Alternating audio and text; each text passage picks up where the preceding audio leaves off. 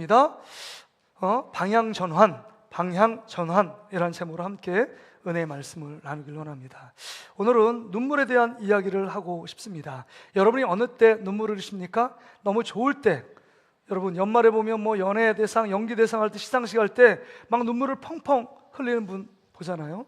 너무 좋을 때도 눈물 흘리고, 너무 슬플 때도 눈물 흘리고, 너무 정말 육체의 질병 가운데 아플 때도 눈물을 흘립니다.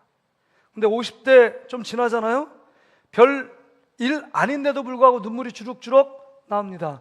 어떤 사람은 나무에서 나뭇잎이 막 떨어지는 걸 보면서 시인도 아닌데 막 눈물을 흘리는 사람도 있더라고요. 여러분, 눈물을 흘립니다. 그런데 지금 시대에는 눈물을 흘리는 사람들을 보면서 뭐라고 하면 저 사람은 약자야, 아니면 저 사람은 루저야, 패배자야, 이렇게 치부하는 경향들이 많습니다. 저는 인간의 감정 하나 통제하지도 못하는 사람이 저 사람은 성숙한 사람이 아니고 미숙한 사람이야 라고 치부하며 그렇게 받아들입니다. 여러분 어떠십니까? 옆에서 칭칭대며 울면 내가 보듬어 줘야지 이런 생각 드십니까? 아니면 사내아이가 아니면 저렇게 다 커서 뭘 눈물을 보이나 이런 생각이 드십니까? 근데 여러분, 의사들은 눈물에 장점이 많대요. 눈물을 펑펑 흘리라고 말합니다. 왜냐하면 눈물을 흘리면 안에 있는 세균들이 세척되고요, 그 다음에 여러분 각막에 산소가 공급되고요, 그 다음에 여러분들이 양파를 까잖아요. 양파를 까면 괜히 은혜 받지도 않았는데 눈물이 펑펑 나와요. 왜 그럴까요?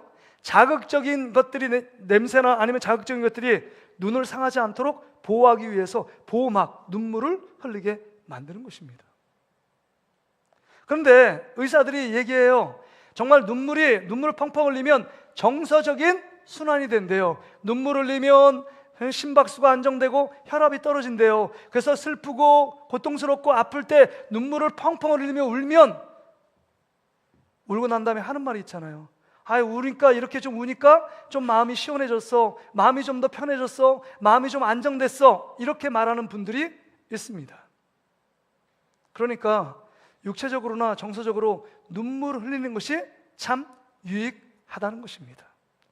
오늘 본문에 보면 지금 예수님이 십자가를 지고 골고다 언덕을 오르고 있는 장면입니다. 그 장면을 보고 수많은 무리들과 특별히 예수님의 사랑을 받았던 여인들이 슬피 울며 가슴을 치며 정말 폭포수 같은 눈물을 쏟아내고 있는 장면이 본문 27절에 기록되어 있습니다.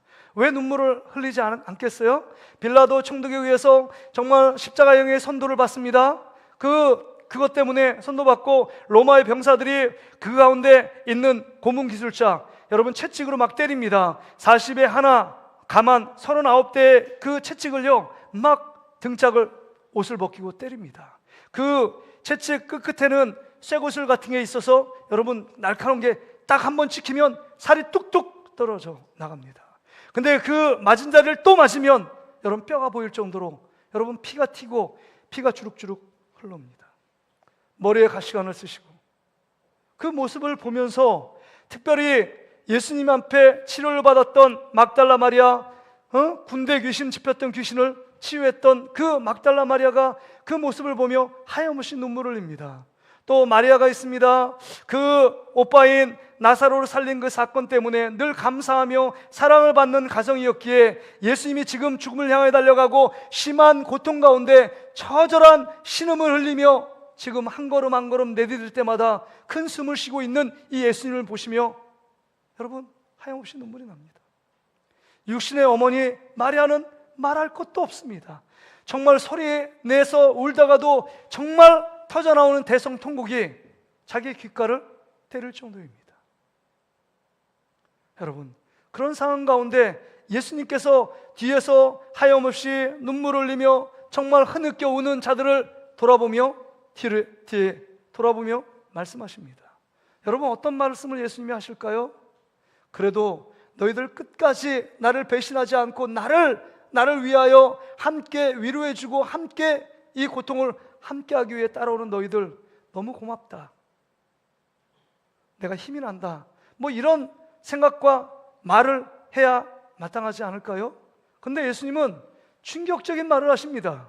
뭐라고 말하냐? 야, 예루살렘 딸들아, 나를 위해 절대 울지 마. 울지 마. 그쳐.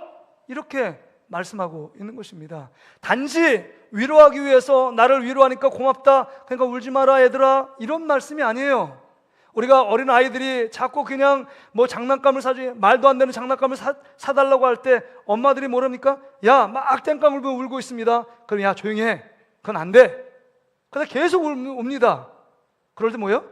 조용히 하라니까. 절대 안 돼. 이런 말입니다. 이런 어조로 단호하게 지금 예수님께서 나를 위해 울지 마라, 울지 마라, 눈물을 그쳐라, 울지 말라라고 말씀하고 있는 것입니다. 이거 너무한 거 아닙니까? 지금 누가 보더라도 지금 예수님의 장면은 지금 눈물이 나는 장면이에요. 그렇잖아요. 눈물이 펑펑 흘립니다. 예수님의 처지를 모른다고 할지라도 이 예수님의 모습을 보면 여러분 왜 눈물이 안 나겠습니까? 눈물이 안 나는 사람은 피와 눈물도 없는 것 아닐까요? 냉혈 인간 아닙니까?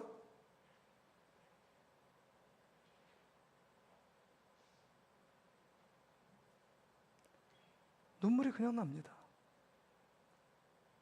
눈물이 나요. 그런데 예수님이 나를 위해 울지 말라, 울지 말라라고 단호하게 만류하고 계십니다. 또 28절 하반절에는 이렇게 말씀하시잖아요. 이제는 완전히 바뀌어서 야, 너희와 너희 자녀를 위하여 울라, 이렇게 말씀하십니다. 아니, 예수님이 엄청난 고통에 정말 정신이 오락가락 하신 것도 아닌데 조금 아까는 울지 말라, 지금은 울라, 다시 울라라고 말씀하시는 이유가 무엇인가? 어느 장단에 춤을 춰야 되는가? 울어야 되는 건가? 울지 말아야 되는 건가? 헷갈리기 시작합니다. 혹시 예수님이 심한 고난과 어려움 때문에 어떤 정신의 어떤 구조가 이상해서 조울증에 걸린 겁니까?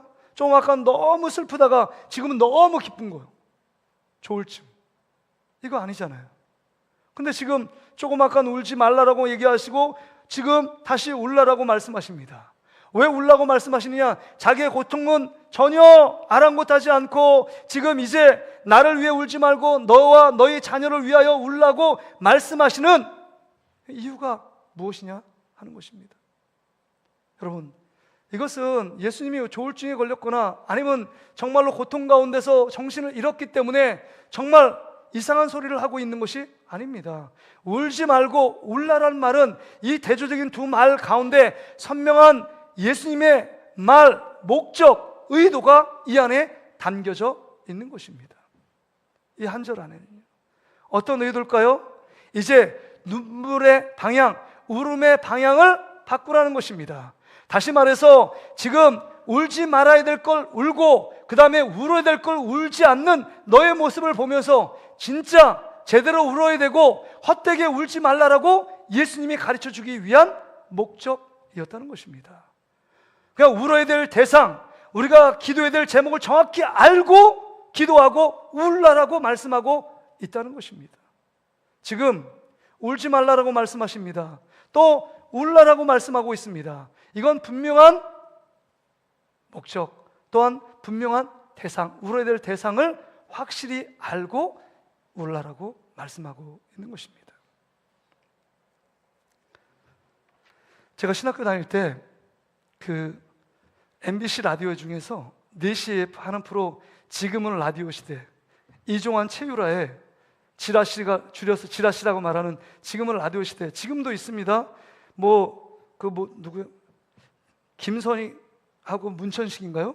그 분이 지금도 하고 있는데 그때 4시부터 6시 하는데 그걸 왜 잘 들었냐면 거기에 웃음이 묻어나는 편지가 있어요. 그래서 4시부터 6시까지 하는데 일부에도 한편 시청자들이 보내준 사연을 갖고 웃음이 유머에 대한 이야기랑 재밌는 얘기, 그 다음에도 5시에 2부에 또 이렇게 하거든요. 근데 지금 잊혀지지 않는 두 장면이 제가 떠오릅니다. 그 말 중에 너무 재밌어요. 추석 명절이 됐고 추석인지 설날인지 됐는데 휴게소를 들어갔다는 거예요. 그 남편이 화장실 먼저 갔다 왔어요. 운전대 앞에 잡았습니다. 그래서 아내가 왔는데 아내가 다시 뒤에 탔습니다. 탔으니까 당연히 내 아내 탄 줄 알고 그 다음 차 운전해서 쭉 간 거예요. 휴게소를 빠져서 한 2, 30분 갔는데 뒤에 룸밀러를 보니까 내 아내가 아니에요. 내 아내가 아니에요. 남의 아내가 지금 타고 있습니다. 내 아내 버리고, 휴게소에 버리고. 이게 더 큰 문제예요. 남의 아내 태운 것보다 더 큰 문제는 내 아내를 버리고 지금 휴게소에 버리고 지금 달려온 겁니다. 왜냐하면 차들이 좀 비슷하잖아요. 비슷하고 문 열려 있으니까 그냥 타가 뒷좌석 앉았던 분이 화장실 갔다가 뒤에 앉은 거예요. 그냥 비슷하니까 앉고 막 달려간 겁니다. 하염없이 달려갔는데 내 아내가 아니에요. 앞불싸. 근데 제 아내도 종종 그거 실수하거든요. 어디 가면은 제 차가 있는데 남의 차 가서 문 열고 막 가가지고 막 타려고 그래요. 그리고 막 갑자기 황급히 닫고 저한테 오는 거예요. 당신 왜 그래? 여기 있잖아. 근데 차가 비슷하니까 휴게소 같은데 이렇게 당연 비슷하니까 차 문을 확 열어요. 여기까지는 괜찮잖아요. 근데 어느 날 일산 호수공원 쪽에서 우리 애들하고 같이 이렇게 갈 일이 있었는데 차를 탔는데 안 와요. 갔다 왔는데 저 왔는데 안 들어오는 거야. 알고 보니까 남의 차에 들어가가지고 우리 아들과 함께 타고 있는 거예요. 근데 좀 이상하더래요. 우리 차가 나지 않는 향수가 타고 너무 깨끗하고 뭐래요. 이거 우리 차 아닌 것 같은데 보니까 애들이 보니까 자기 차가 아니었어. 뭐 그거 애교잖아요. 그 정도는. 그죠? 그래서 뭐 그 차를 도난해서 자기가 몰고 온 것도 아니잖아요. 근데 참 그게 재밌는 어떤 에피소드, 웃음이 묻어나는 편지에 제가 기억이 나고, 두 번째 기억이 나는 건 어떤 절친이 있는 겁니다. 그래서 그 절친이 그 집에 가가지고 그 아들, 그 절친의 아버지 아가 뭐 저기 차려주는 밥도 먹고 그 다음에 정말 자기 자식처럼 사랑했던 그 부모가 갑자기 교통사고 돌아가신 거예요. 그 친구한테 전화가 왔습니다. 급하게 좀 와달라고. 막 울면서 막 온 겁니다. 그래서 헐레벌떡 장례식장을 뛰어갔습니다. 2호실, 특히 2호실에 가가지고 막 가서 조의금을 넣고 막 울었어요. 엄청 울었습니다. 왜냐면 자기 친구 생각하고 그다음에 갑자기 돌아가신 고인, 정말 자기 아들처럼 사랑해 줬고 보듬어 줬고 밥에 먹이고 막 같이 뭐 여행도 갔던 그 아버지 생각나서 막 울었습니다. 엄청 울다 보니까 그 옆에 있는 유가족들이 동그랗게 앉아서 이 사람을 구경하고 있어요. 이 사람 누구지? 그래서 좀 이상한 거예요. 느낌이 이상해서 쭉 보니까 원숭이처럼 자기를 구경하고 있는 겁니다.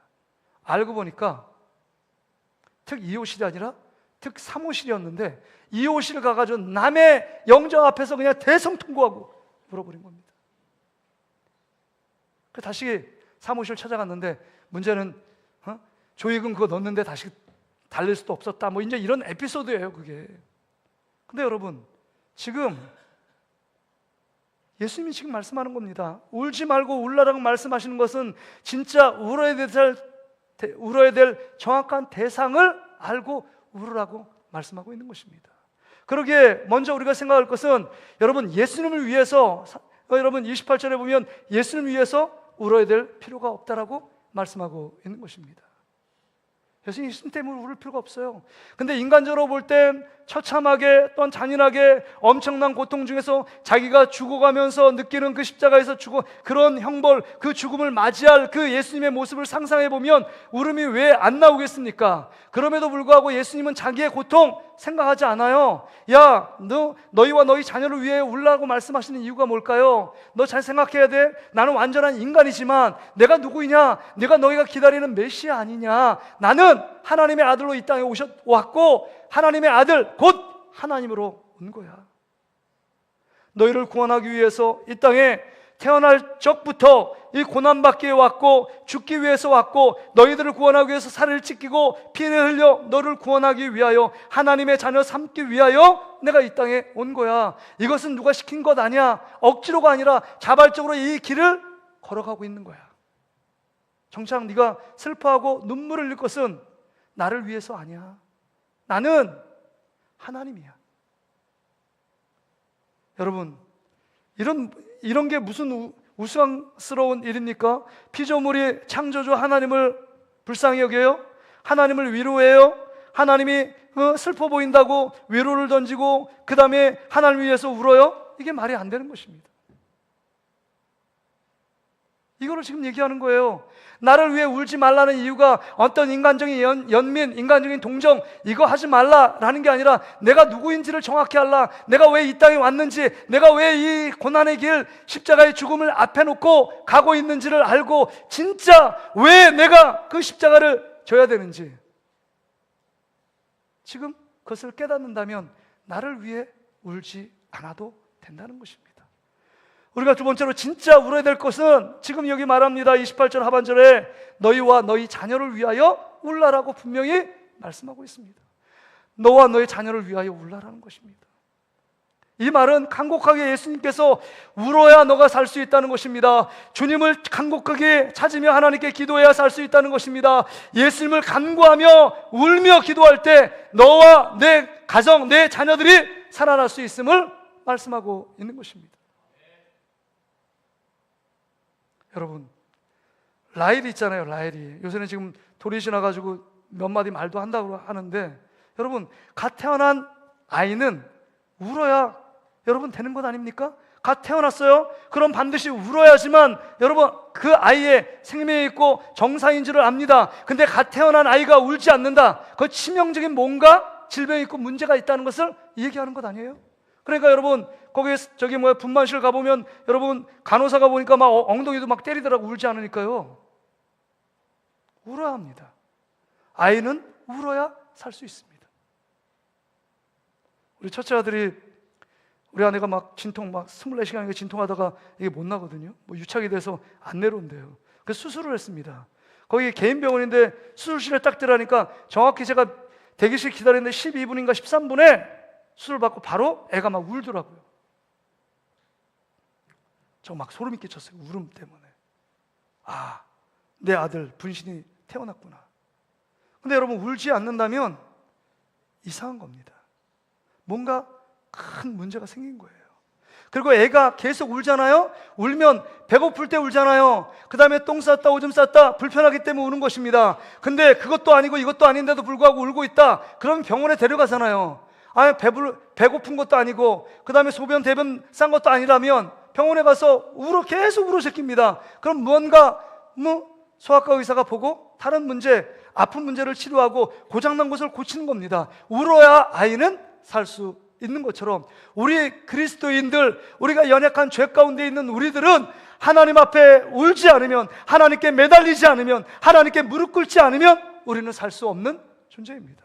어떤 분은 이렇게 생각합니다. 나는 건강하고 그 다음에 정말 노후 걱정 없고 나는 사업이 잘 되고 나는 직장도 잘 다녀서 어떤 울 이유가 없다라고 생각하시는 분들도 있을지 모르겠습니다. 그런데 여러분, 왜 예수님께서 너와 너희 자녀를 위해서, 너 자신을 위해서, 너의 자녀 다음 세대를 위하여 울라고 말씀하십니까? 여러분, 이것은 너 안에 있는 여전히 불신적인 태도, 변화되지 못하는 모습, 그 가운데 정말 겉모습은 예수 그리스도를 믿는 사람처럼 느껴지지만 교만함이 벗어지지 않고 그 안에 거룩함과 가면과 거품 가운데 껴있어 나는 그래도 괜찮은 사람이라고 말하는 이 신앙의 모습, 예수 수십 년 믿어도 예수님 따라가지 못하고 닮아가지 못하는 우리의 모습들이요. 이 모습, 이 죄악 가운데 늘 찌들어 살고 있는 우리의 모습들, 그 모습을 보면서 철저하게 회개의 눈물을 흘리라고 말씀하고 있는 것입니다. 여러분, 우리 자녀들 위해서 기도하라는 게 왜 그렇게 기도하라는 거예요? 이제 여러분 앞으로 장차 찾아올 지금 시대뿐만 아니라 다음 시대에 점점 더 AI 시대뿐만 아니라 인본주의, 그 다음에 과학주의, 이성이 절대하시는 시대로 점점 나가고 있는데 여러분 무슨 신이냐고, 나를 믿지 무슨 하나님을 믿냐고 말하는 시대 가운데 있습니다. 창조론 거의 한 줄이에요. 진화론을 엄청 맨날에 진화론을 쫙 배웁니다. 왜 인간이 이렇게 진화됐는지, 그 다음에 이 우주 만물들이 진화, 창조 이론 가운데 그 창조 이론을 정확히 무시하고 이 인본주의 과학들이 그들의 정치, 그들의 마음과 그들의 가치관을 사로잡고 지내는 지 오랜 세월이 지났습니다. 그럼 여러분, 다음 시대의 미래 가운데 우리의 다음 세대들이 믿음 안에 살아가고 구원의 방주를 경험하고 예수 그리스도를 만나 기쁨과 소망 가운데 하나님의 자녀로서 정말 내가 직업을 선택하든 대학을 선택하든 하나님이 기뻐하시는 일들을 해나가는 우리 자녀들로 세워질 수 있을까? 지금도 힘든데 다음의 미래가 있을까? 주님은 그것 아시고 앞으로 정말 구원의 방주에 들지 못하고 하나님의 자녀 안에 은혜에 이탈된 그 자들을 향하여 하나님의 진노와 하나님의 저주와 하나님의 심판이 있을 것을 지금 예수님이 알고 계시기에 지금 정말 그 마음 깊은 곳에서 지금 호소하며 말씀하고 있는 겁니다. 너와 네 자녀를 위하여 울라.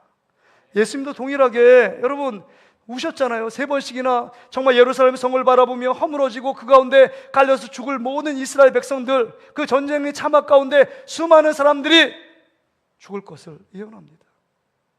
뿐만 아니라 나사로의 죽음에 대해서 우셨고 겟세마네 동산에서 땀방울이 핏방울 되도록 하나님께 기도한 것은 예수님 자신을 위하여 운 것이 아닙니다. 우리의 죄 때문에 망가질 이 세상과 구원받지 못할 그 다음 세대와 너와 다음 세대를 향하여 엄중한 심판과 징계의 채찍이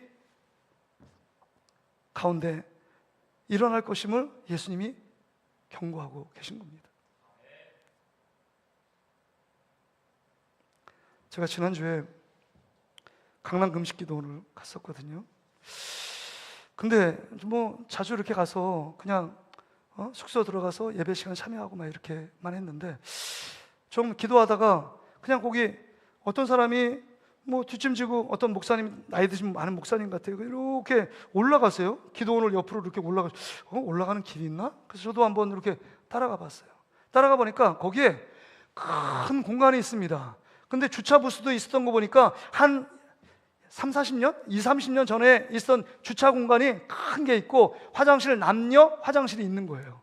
그러니까 지금 여기 베데스다 성전, 요나 성전에서 여기 주차 공간이 2개씩이나 큰 게 있는데도 불구하고 그때는 그 주차 공간이 모자라서 여기에 주차 공간을 또 따로 마련한 것입니다. 그러니까 40년 전에는 여러분 기도원이 메어 터진 거예요. 엄청나게 사람이 많이 온 거예요. 지금 어떠냐? 베데스다 성전이 아니라 요나 성전의 숙소에 조금 작고 베데스다 성전에 여러분 보니까 사람들이 많지 않아요. 연말인데도 많지 않습니다. 그리고 요나 성전이 또 있는데 요나 성전은 폐쇄했어요. 사람들이 너무 적으니까. 그리고 새벽 예배하고 오후 7시 기도회는 요나 숙소에 있는 그 지하에서 예배를 드립니다. 왜냐하면 사람들이 많이 안 모이니까. 예전에 다 2개 성전을 다 오픈했었대요. 베데스다 성전, 요나 성전 둘 다 큽니다. 근데 하나는 폐쇄됐어요. 근데 제가 그 산책을 하면서 뭐가 있냐면 그 사진 한번 보여주시겠어요? 이게 뭐냐면 1인용 기도실이에요. 여기 빨간 걸 친 건 여자 전용입니다. 108호 뭐 이런 게 써 있어요. 그러니까 옆에 그 앞쪽으로는 여자들 지금 개인 기도실이 있고 저 산속으로 좀 멀리 후미진 곳엔 남자 기도실이 쭉 있습니다. 그 기도원을 이렇게 막 울타리 치는 것처럼. 제가 저기 들어가서 앉아서 기도했는데 기도할 곳이 아니에요. 곰팡이 쓸고 예전에 기도하던 사람이 이제 기도 안 해서 거기에 막 빗물이 떨어지고 오염이 돼서 지저분해서 잘 무릎 꿇기가 힘듭니다.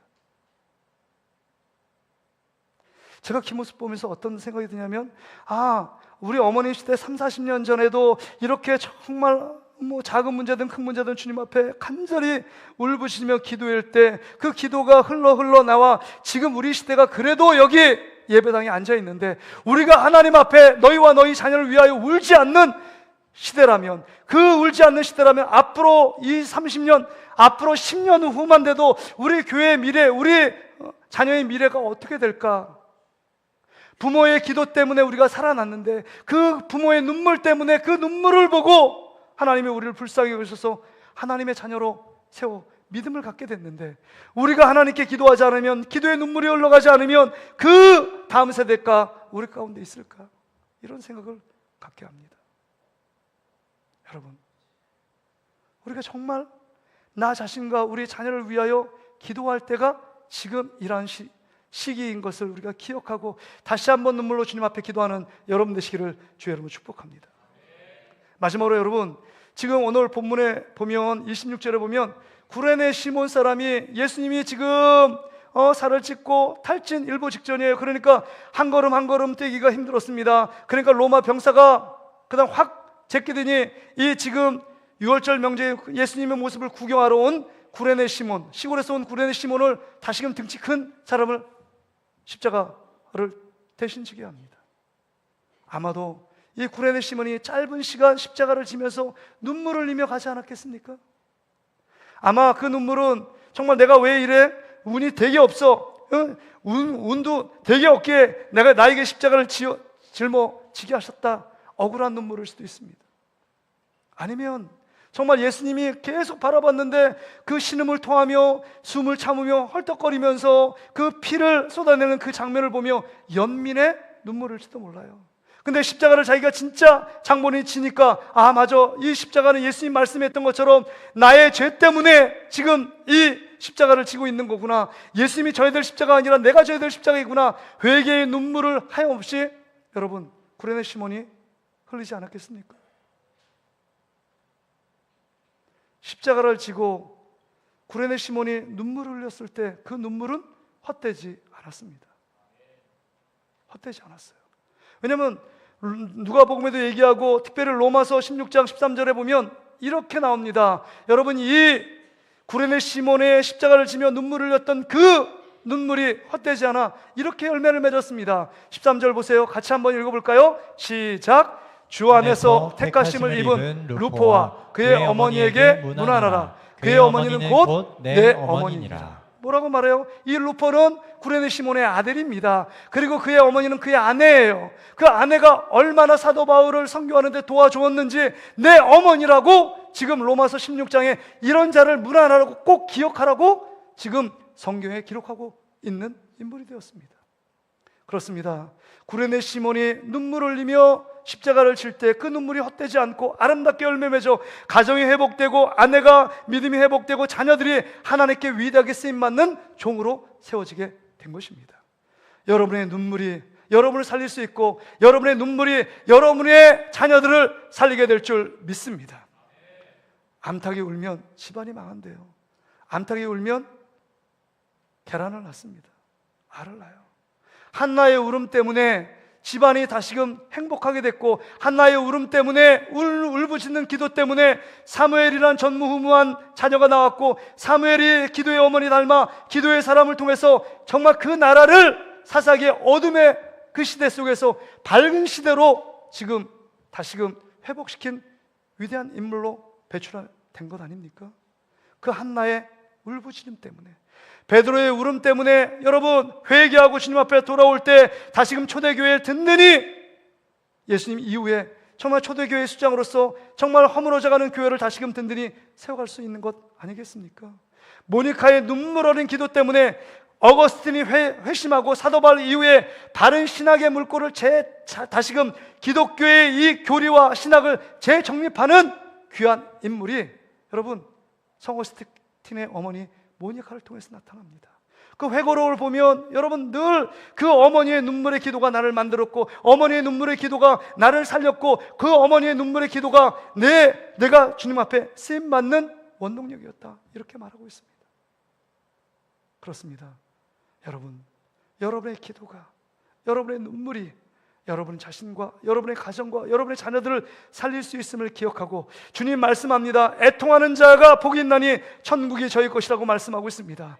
예레미야 눈물의 선자 예레미야는 얘기합니다. 내 눈에 눈물이 마르지 않게 해주십시오라고 고백하고 있습니다. 눈물이 마르지 않는 그 기간에는 은혜가 마르지 않습니다. 눈물이 마르지 않는 그 시간에는 하나님이 역사하는 시간인 줄 믿습니다. 여러분 이 시간 다시 한번 하나님 안에서 눈물 정말 바른 대상 바른 기도 제목을 품고 방향을 전환하여 정말 주님께만 부르짖는 여러분 되시기를 주의 이름으로 축복합니다. 우리 같이 한번 반주에 맞춰서 기도하기를 원합니다. 여러분 우리 기도 제목을 띄워주세요. 나의 죄악과 연약